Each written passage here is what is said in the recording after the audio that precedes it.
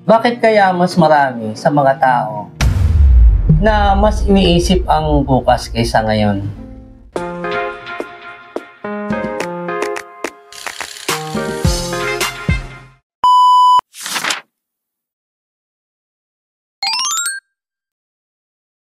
Marami talaga sa tao ang iniisip ang bukas kaysa ngayon.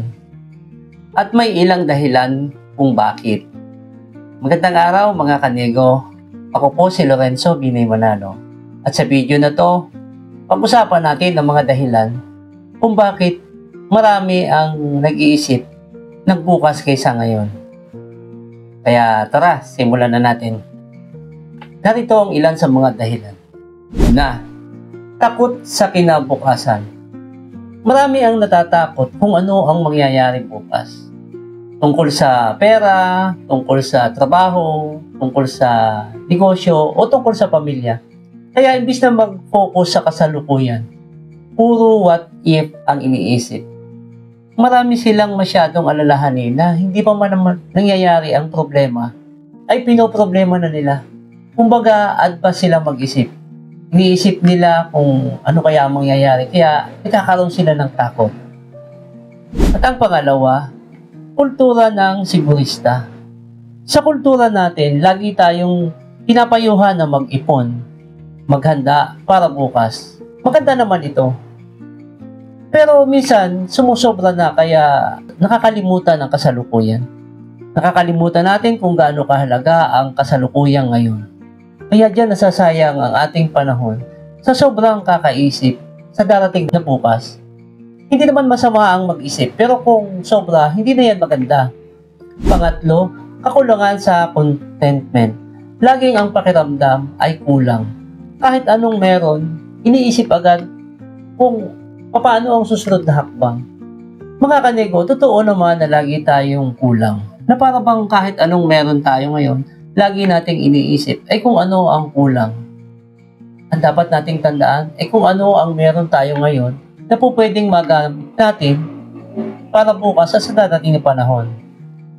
Halimbawa, kung gusto mong magtayo ka ng negosyo, huwag mong isipin kung ano ang kulang. Ang isipin mo ay kung ano ang meron ka ngayon para makapag-umpisa ka. Sigurado ako na kapag palagi mong tinignan kung ano ang kulang, hindi ka na makakapag-umpisa. Pero kung iisipin mo kung ano ang meron ka, yan ang maganda. Siguradong makakapag-umpisa ka na gamit kung ano ang meron ka.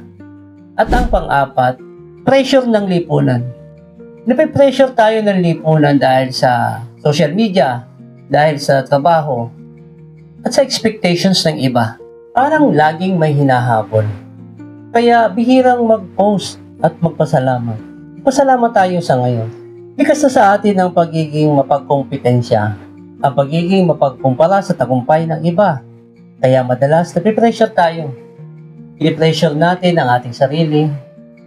Ang buhay ay hindi karera.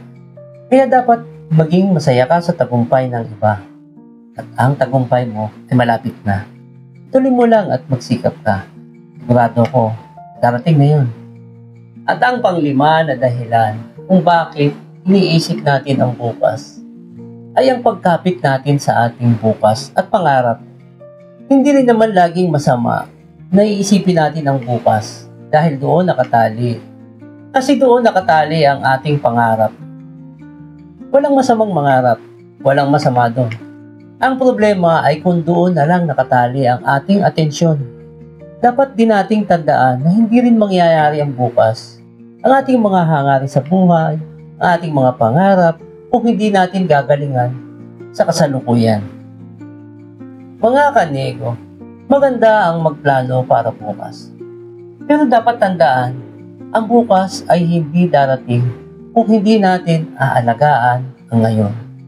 Kung puro bukas ang ating iniisip, baka dumating ang araw na makalimutan na nating mabuhay sa kasalukuyan.